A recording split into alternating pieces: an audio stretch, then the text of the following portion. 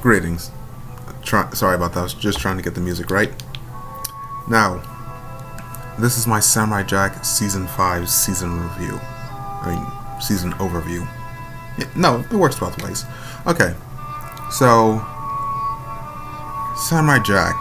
This was a childhood show of mine. Like, when I watched it when I was a kid, I was like, this show's something else. Like, I didn't fully understand it then, but like, just the visuals and like everything about it like made me think, this is awesome. I didn't fully understand it then, but now I do, well, or have at least a better understanding of it.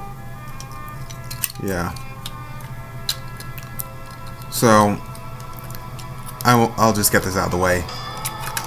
I'm sad about how it all ended, but I'm not going to dwell on that.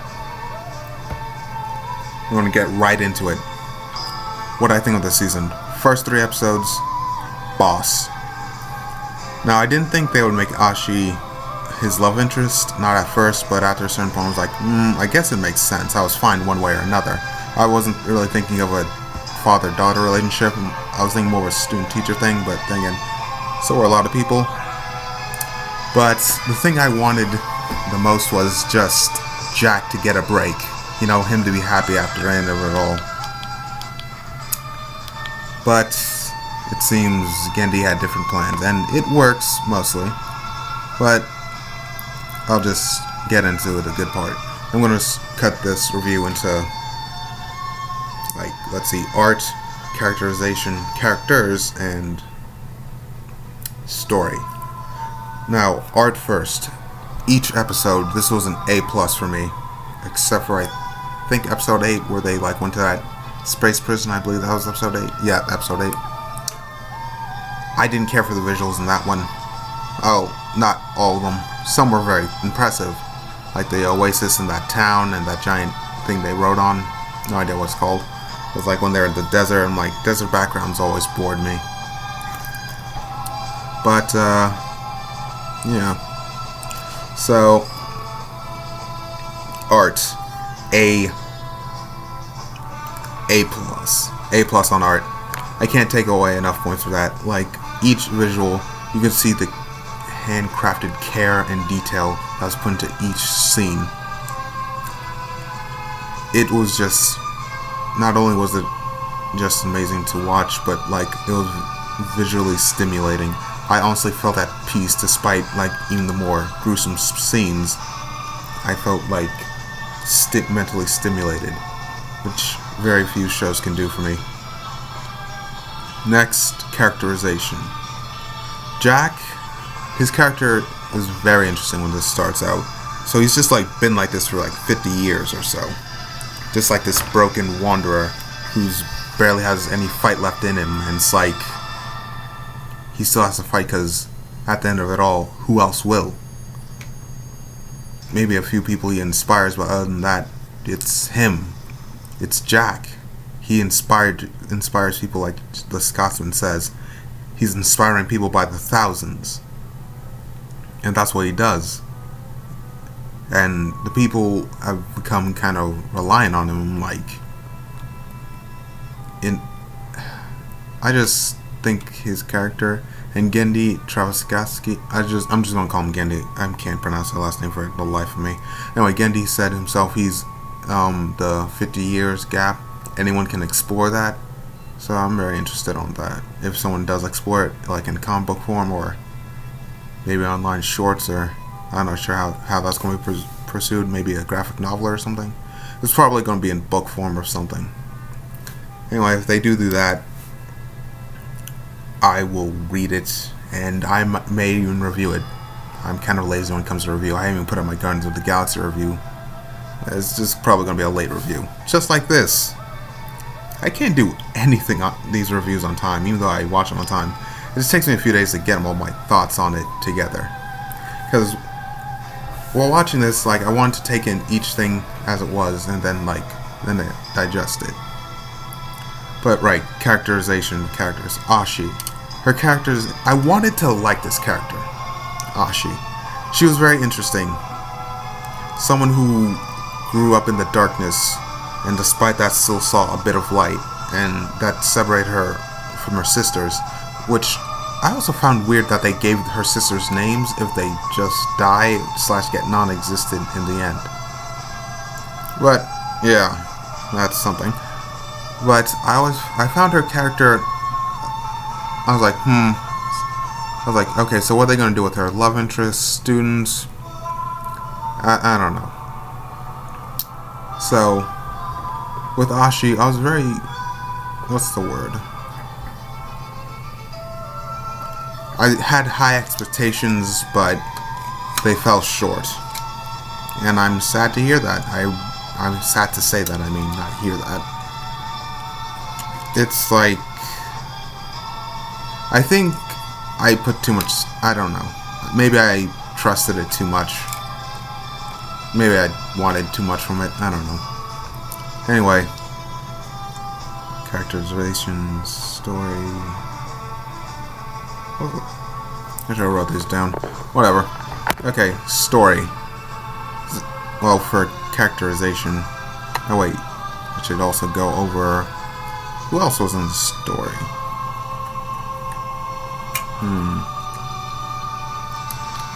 The daughters are Aku, I guess, but they were just kind of like a B-side. I mean, like, look at these people. They're like literally faceless figures. It's Aku. I should review Aku. The new voice actor, not as good as Mako. Well, then again, who can't? It's not really as good or as bad as Mako. It's like Mako was the original voice, so hearing anything else, it's like a little weird. But I got used to his voice. He did it pretty good. Ooh, and Scaramouche. I enjoyed Scaramouche's character until he no longer became necessary. And then he died. But, you know. All the way up to that point, it was a pretty sweet ride. A little joke there, but well, that's not. It was a reference. I don't. Look at me, I'm rambling. Okay, so story. This is a story I'm trying to put Samurai Jack to the end, season to the end. Now, the story as it started was Jack trying to get to the past, but the story as I viewed it is Jack getting back his hope. Like, think about it like this. This man lost his sword, he lost his way back, and like he's lost. He knows he has. He's just living in his enemy's world, and his enemy won't even bother fighting him because he's no longer a threat worth facing. So, yeah. At the end, I believe they did serve their original purpose, which was getting Jack his, hope back. So in that regard, I give it an A. And for the art, for the characterization, I forgot to say that. What I gave that, I'll give it a B+. Some characters I felt missed a few steps, Jack included. Now, let's just address the controversy between Ashi and Jack, which I kind of already did, but when they first kissed in that episode, I'm like, oh wow. It was like, that episode was just like sex joke after sex joke. I was like, oh wow. I see where this is going. No need to be this heavy-handed, Candy. But, yeah. People didn't love it, but I'm like, I think it's fine, really. Like, in our society as a whole, we view violence as not a big deal. And when you go to the PG-13 movies, which are supposed to be more kid-friendly, quote-unquote, sometimes they're more violent or just as violent as certain R-rated movies. And what do certain R-rated movies have? A couple nudity shots or something. Which I guess is also... Which we put... I think it's because how our society is built as a whole. It's like we put violence on a lower pedestal than nudity or... what's called sexual promiscuity. I don't know. I'm not gonna bother. I am not good with P's and S's. Anyway, oh wait, I can just say sexual indecency or public displays of affection. That has more of a pow to us than like people getting shot. When you think about it, it's like, wow, these people can get. You watch a movie and it's like wall-to-wall action. You'll think, oh wow, that was awesome. And it's like rated PG-13. You see another movie it has a little less action, but a few like a shot of like 1 or 2 nudity scenes, and it's like, oh wow, we have to put this rated R or NCR 17. I think I might be saying that rating wrong. Nevertheless, so yeah, is an overview. Oh wait. So overview for this season, I give it an A-. It delivered very strongly in certain spots. When it delivered strongly, it delivered very. When it didn't, it fell kind of hard. And I feel honestly bad for just saying this because this show means a lot to me. It's like this show is like fascinating me from a point. Every angle, every arc, all this stuff is like fascinated me, and I was like enraptured in it for a while. Like I had a pretty obsessive personality. Well, at times, like if I think something's important, I'll just do it. So like I thought, man, I should really find out what happened in Samurai Jack. I can't really remember the episodes. I remember like 1 or 2, so I went back and rewatched every single episode. I've done that for a few series, but yeah, and it just like revamped and like I loved it. Okay, so for the final episode, Scotsman and Jack meet up again. After Aku's like, after all these years, I don't know how I'm gonna kill this guy. He's like, you do it, Ashi. And like Ashi's fighting. Oh wait, pacing. That's what was supposed to be the 4th category. I probably didn't say that. That's my problem. I really should write this stuff down, but each time I write down like a script, my drafts are way worse, so I play it by ear. Anyway, pacing. The show, the beginning, very good pacing, and I really enjoyed that, and I believe all the fans did as well. In the middle, a bit wobbly, but everyone was fine with it. The end, it was rushed, and we all feel it.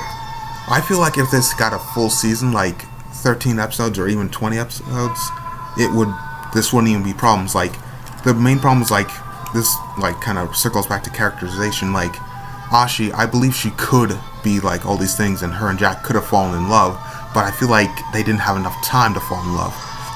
Like in episode 9, at the beginning, they have this like scene where they're just sitting by a fire, like talking, and Ashi's asking about Jack, like his past, and like, what was it, episode 4, I want to say? What was it? Alternate episode 4, or Ashi like first starts questioning everything. Oh wait, no, episode 5. Episode 5. That's when she starts questioning everything. When that happens, like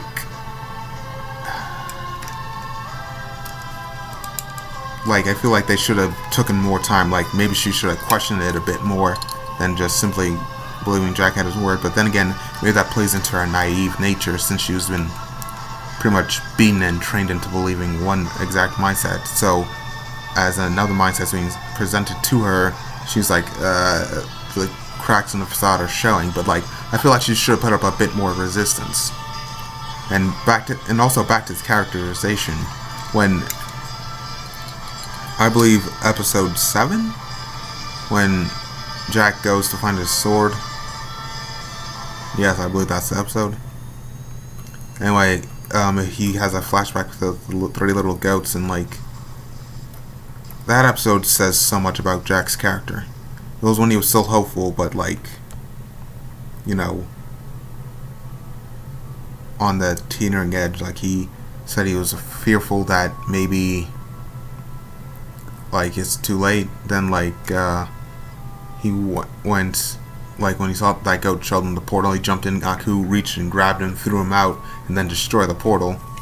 Then Jack like starts screaming in anger. I'm like, I've dealt with anger issues myself, so like I know when you're super angry, you're not yourself. You're just like, you don't feel like yourself. You just like want to hit something so badly, and you need to resist those urges, and you need to calm down. But Jack was too blind. He fought for this so hard for so long, and just having all his hopes crumble in front of him was too much, and he should have put 2 and 2 together when those goats attacked him, or transformed and attacked him, but it was too late by the time he did that, and like he slayed an innocent, and so the sword abandoned him via magic / the pillar falling, knocking it towards a hole. And Jack never bothered to go get it because he felt himself unworthy of it, which wasn't initially wrong either. And like in the flashback towards the first episode, I want to say, yeah, first episode, like that scene's like shows Jack and like everything's hinted green, like the Omen. The Omen says he's abandoned his purpose and he must now pay for that. Which, oh yeah, by the way, the Omen, I didn't think he was an actual character until he was an actual character. Which, wow. The Omen's like represents, I suppose, a more strict form of the Bushido Code. When Jack felt he failed his purpose, he might as well have failed his purpose, because he was like letting towns burn, maybe going there a little slower, maybe fighting not as hard, and maybe not as righteous, or one thing or another. And it's like, you could feel he's like, once again, his defeated nature, his defeated mindset. So like, when that happened, it felt so believable. And the wolf, well, I didn't expect the wolf to live that episode, but I believe that wolf was a parallel of Jack, a solo creature who knows its purpose despite looking aimless, knows when to fight its battles, and knows when to help others. But maybe I'm putting too much into this. Then again, some wolves are looked at in Japanese culture as divine beings, so maybe not. And the crows also, in like, I want to say, yes, this time in the 4th episode at the beginning, they're like calling him a murderer. The crows are also looked at as the divine messengers of the gods, so when they're calling a murderer, maybe Jack in his mind is like, not the crows weren't mocking him, but he was indeed being, like, the gods themselves accused him of being a murderer and all that. So, yeah. That was interesting. Now, this next point I want to get into. Oh yes, the other spirits that joined the Omen.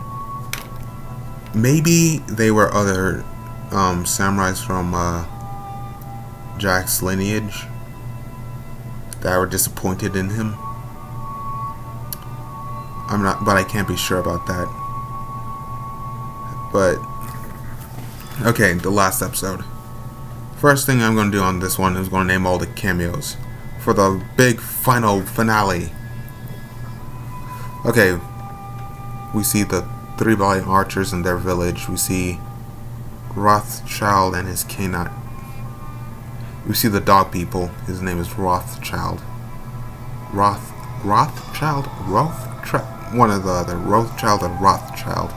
We see the Ravers, the Woolies, Max and the Robots of Andromeda. I can't remember what these guys are called. They're called I can't remember. And the Spartans, the Jump Good monkey Tarzan ripoff guy, the Robot Samurai, and the Scotsman and his daughter's army. Which makes you think, like, wow, so has Jack just, like, not talked to the Scotsman, like, 50 years plus? Like, the Scotsman was an adventurer, and, like, they ran into each other every once in a while, so I'm like, wow, they, like, didn't run into each other for, like, a really long time? Because, like, his daughters look like they're in their 20s, so I guess maybe he met him at some point in between those 50 years, and he hasn't had his daughters yet. But, wow, him and his wife, they were going at it. I have more respect for that woman. She is tougher than she was when she was just as tough when she was initially introduced into the show, and she, like, took on an entire army by herself. So that says a lot. But childbirth that many times, Jesus. Anyway, so oh yes, and Jack's parents, his teachers, and yeah. So And this goes back into the pacing thing. I feel like if they like gave us like maybe like a hour finale, and maybe this like, what if this world's like multiverse theory? So like when Ashi and Jack went back into the past, what if Aku's like still just around that timeline? And that just represents the timeline Jack failed, or something. Like, I would have been more satisfied if Jack defeated Aku there, than because like he was in Aku's home. Where would he run? That's Aku's base. That's Aku's home. What's Aku gonna do? Send him into the future again? No, he's out of cards. Well, I mean, he could send him into the future again, but Jack wouldn't stop. But so Jack, I feel like Jack should have defeated Aku there, then went to the past, and maybe Ashi learned how to use her powers a bit, other than like, I know like maybe the shape-shifting thing, I feel like that would be not too hard, but the time portals, I feel like that would have been, maybe took him a couple days, made him catch up with the Scotsman and all the other armies after they defeated Aku. I don't know. That's just me. I feel like everyone feels like the pacing got rushed. Like, I feel like everyone wanted like an hour finale instead of a half-hour finale. So when Jack got put in the past and defeated Aku and like destroyed the castle and everything, this also brings up another thing. They were there for months. Like, I feel like if Ashi was gonna die, like maybe make her, I don't know, like sick over a period of months, like with her hiding it from Jack, like the initial falling, that she's like, I'm alright. Then like they could show like when they'll rebuild, like they could show him like introducing her to his parents and like them rebuilding their society, and like her like kind of having weak moments here and there up till the wedding, and then like her non-existence, which that itself was a nod to Timpin Topin Gurren Lagann. And when I saw that scene when I was 16, I was crying so hard. My dad says, "What's wrong?" I was like, "Nothing, I got something in my eye." Because like I wasn't telling him I was watching anime, I was telling him I was studying for a test. I still passed the test, but nevertheless, I was crying so hard. Most because like after I cried my tears out, I just needed something to distract myself, so I actually did start studying. So thank you, Gurren Lagann. So those are my main problems. I feel like a couple extra scenes like would be very important, and like if this had like 13 episodes, maybe like episodes 7 and 8 should have been like just like sit down episodes, like building the relationship, like them becoming friends, then them becoming like lovers. But you know, the thing about them is Jack's a hardcore gentleman, like raised with very strict rules and all that, so he probably didn't sleep with Ashi. He was fine waiting till the wedding night. And Ashi, well, she herself is an experience in those facets of life, so I feel like she would have benefited greatly from meeting Jack's teachers also, because they taught him like pretty much everything he knows. Because like, yeah, I feel like they could have done this, like they could have done like a couple, like a montage of time passing, like her being sick and like her brushing it off, saying, "Oh, I'm fine," until her death, and maybe her learning different things about that time and all that.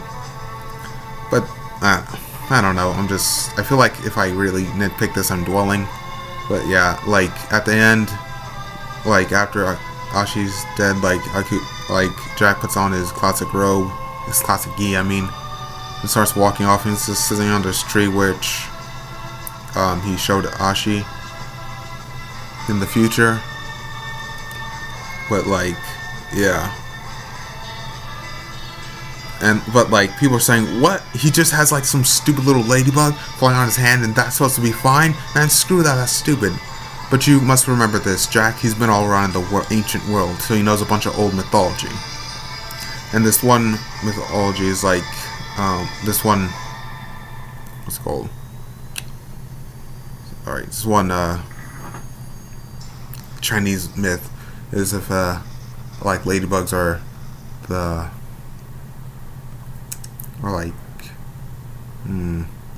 what's it called? Ladybugs are like a sign of your true love paying you a visit. So I guess he found comfort in that. and maybe also remembering his adventures. And like when he was under that tree, like imagine what's going through his mind. He not only, well, yes, he defeated Aku. He went to back to his past. He saved his family, and all the suffering Aku did over the centuries, none of that will happen. But Jack, he lost all his friends, all the relationships he's built over the like half a century. He's lost the love of the only woman he's really like loved, and like he just like needed a moment. Then like he was like reminded it's not all bad, it'll get better. So this actually reminds me of something I saw, a theory I saw somewhere. Like Jack could just meet Ashi in the future, because like as far as I'm concerned, he's still immortal. Because like yeah, that time thing, initial time traveling thing, like there's no one said yeah that was undone. No, he's probably still alive, you know. So yeah.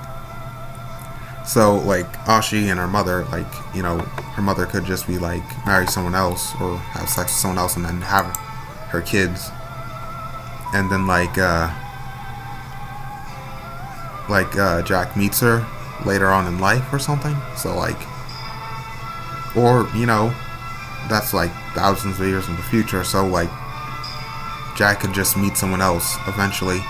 Like, that last scene, I want to speak about that so much because, like, it's an important scene because, like, Jack not losing hope after 50 years of being hopeless, of wandering, of fighting, of just going day by day, like, punching it in, punching it out, just doing the bare minimum because if he doesn't, no one else will. Yeah.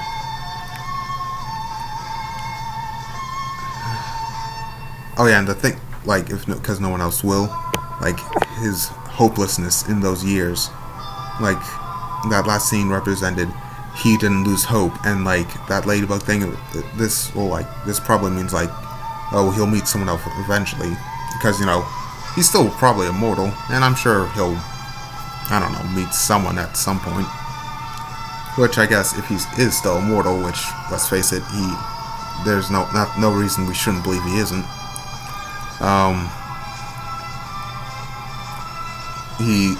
He'll like go through this heartbreak again, but like maybe he'll keep encouraged and he won't lose his hope this time around.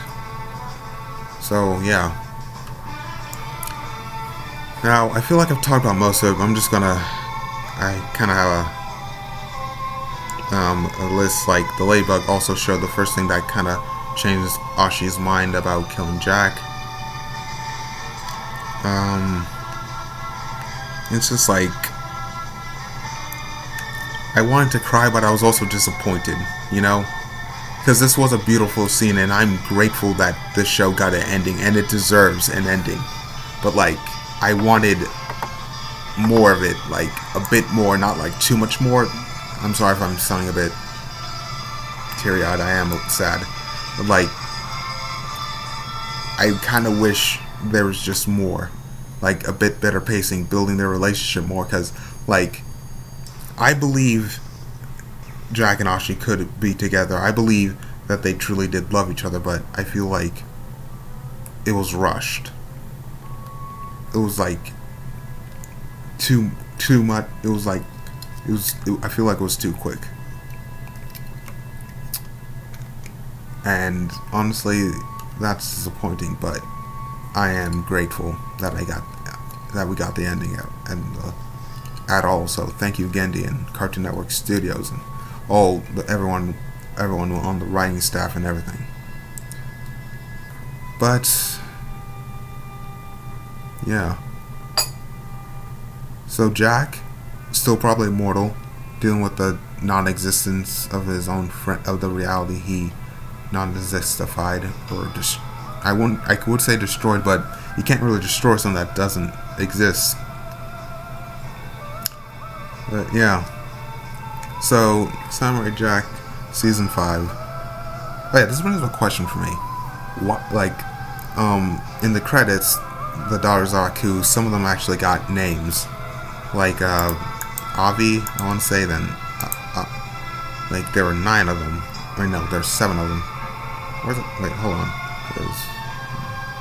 Yeah, there were 7 daughters of Aku. And like, This also brings up a question. Wouldn't Aku have sensed them at some point? And like, wouldn't the daughters of Aku cult, like not the actual daughters, like the cult themselves treat these girls less like weapons, but more like holy beings, because they're quite.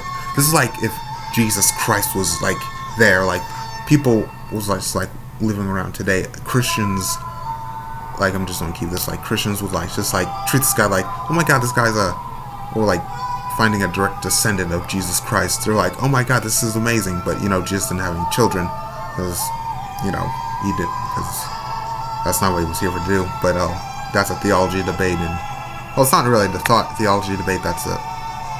I'm getting off topics, and that's the whole point. I'm like saying if a holy figure in any religion, like you found their descendant or like their literal son or daughter, and like I feel like they wouldn't like treat them like weapons to be beaten and to this point and all this. I feel like they should have treated them more like I feel like they should have treated them like, oh my gosh, these children are divine creatures and angels or something, not like weapons or disposable or something like that. I feel like they should have been held in higher regards instead of like expendable meat shield, instead of expendable things. And I feel like if they did do that, they would like try to draw out their latent power or something, because people were able to find Aku, so maybe if they found Aku, they could tell him about this and he could actually raise and train them himself, which would be even more dark and twisted, and then make them like super powerful and come against Jack. But then I guess Jack wouldn't really hold back against them this time.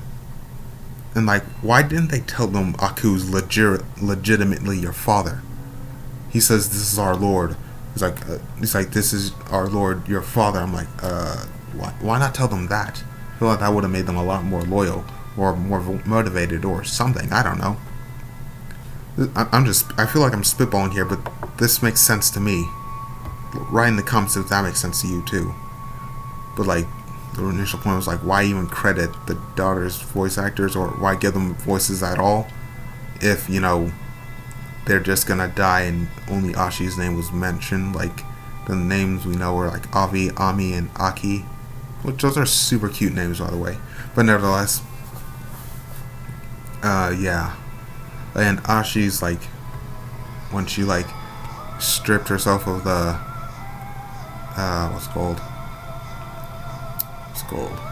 of the charred skin she wore as a suit and became like a kind of a leaf girl. I thought that was like also super cute. I actually really like that. Then like her next one with that prison, I want to say prison coat, prison sweater, and then her in the wedding dress. Like, each saw with Ashi, like she looked amazing, even in her monster form. Like, yeah. And this does explain her crazy strength, because like the daughters are Aku, these girls, like Ashi herself, like she was they said the most driven, but like she took out an entire army by herself, and then like ran up, was able to still scale him, like call a bird, scale him out and defeat her mother and all this. So like I feel like, imagine if they were trained by Aku and or raised by him. So I feel like they would have been way more deadly. But that's just me. Then again, Aku's like the worst father ever. Anyway, so he would be the worst father ever, because he's quite literally a pure being of evil. So I feel like it would be more dark if he did raise them. But yeah, I think I've said all my thoughts on this.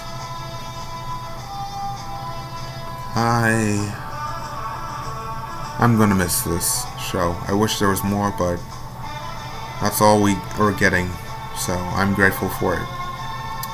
That's all for this video. This is my first video with music in the background. I really hope it's been picked up properly. Like the microphone's picking it up and you guys are enjoying it. It's not too loud or not too quiet. Anyway, that's all for this one. My next video will be my Guardians of the Galaxy review. And I'll see you all later. Bye.